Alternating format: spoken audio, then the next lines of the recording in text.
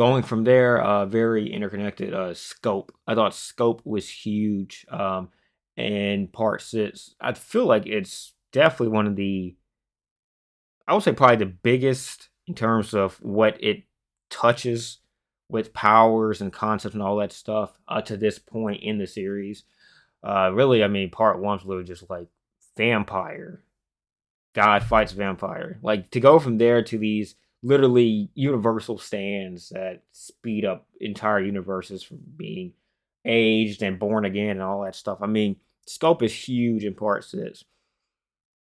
And I thought they did a really wonderful job of keeping us in the loop, helping us see visually and understand, hear, feel how big everything is, while keeping it grounded and not too drawn out. I mean, Bohemian Rhapsody is literally a global stand, as I understand. I mean, from what I can understand, characters spun off from Orlando, but this, as I just recall from the manga and also the basic narration that occurs within that little mini arc.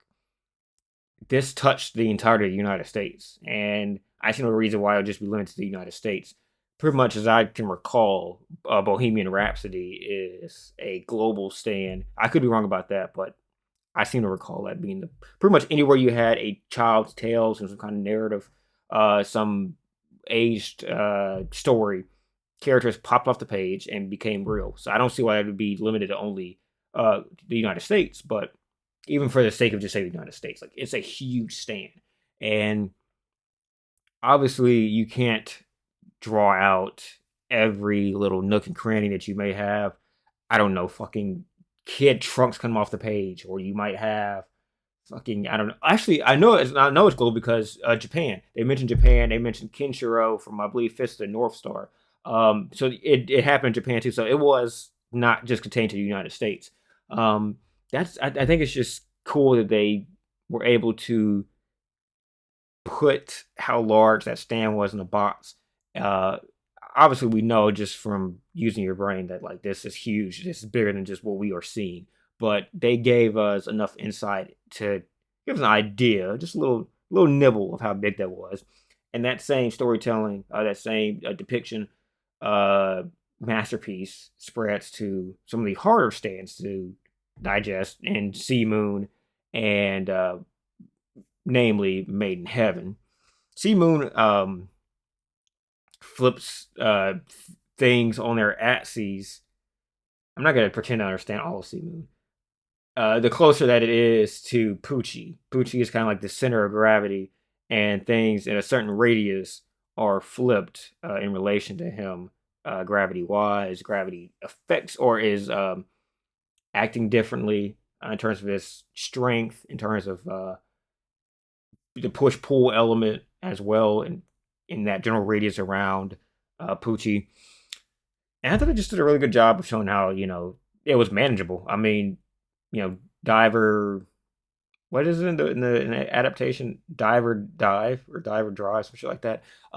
Diver down is able to use its power to scale almost like a mountain. This what was floor now is a wall. With the guy that basically, I mean, he was a little bit talkative, but he gets treated like shit. We see how gravity pulls him to the side and just pushes him in, like literally. It's hard to explain, but like basically, he goes to the wall that's to his right, like it's the ground, and he's being pushed into this wall. I think he's pretty much one of the first ones that feel the presence of gravity going from up down to this now being up down, like boop to boop. He's pretty much the first one I understand that feels that, and the Coke follows suit. All this stuff that happens basically when gravity is flipped, and they just do a good job of like showing you kind of like directionally how this all is happening because spatially and directionally like that is a little bit complex to kind of conceive of, but they do a good job of showing you how that all works and how people fall down and how strong gravity is and all that shit. Like they do a good job. And Made in Heaven, I mean, we're seeing the entire world accelerate and the entire universe accelerate even. And while we don't see like literally the entire world, we see like different scenes and different actions, different people doing different activities that Time affects them all in their own respective ways. It's usually pretty entertaining. But I mean, we even see like when I feel sacrilege even saying this, but when Jotaro, it's a spoiler. When Jotaro, it's a spoiler. It's literally the biggest Joestar in the history of the franchise. Well, he gets killed when Jotaro dies, and Hermes as well.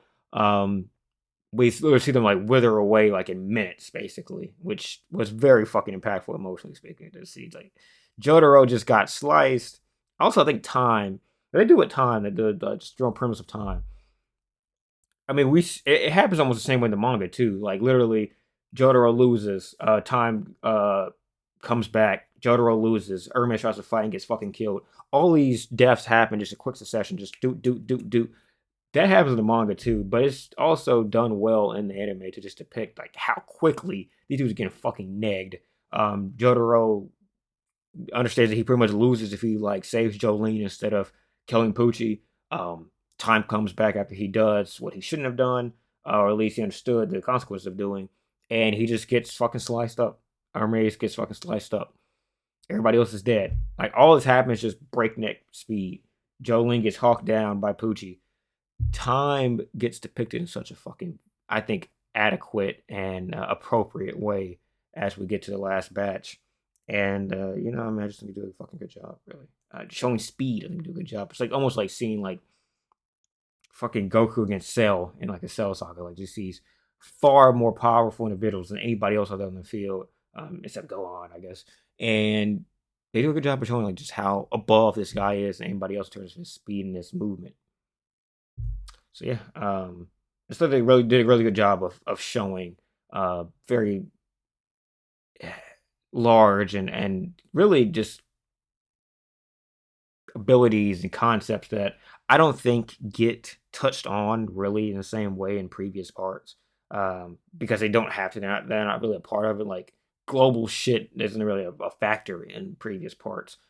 Speed of that nature, like time, literally going to the point where an hour is just a minute or even a second. Like that's shit that like you don't need to depict in the same way in previous parts. They do a really good job of just breaking new land, I think. To conclude, I loved Part Six. I really hate that they did the binge model because I feel like it really belayed what was, I think, a very impactful part and one that I think has individual value that you cannot find in other parts. I think the binge model, the batch model, was fucking stupid. Just to be blunt, and I thought that it killed a lot of hype.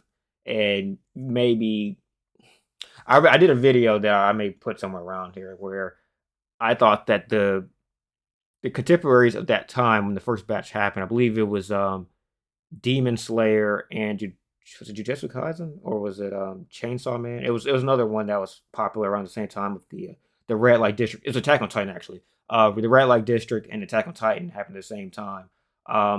Those were huge, like literally like genre expanding, fucking genre breaking parts that were massive. And this came started the bench the first batch happened at the same time as those parts, around the same general time, I guess.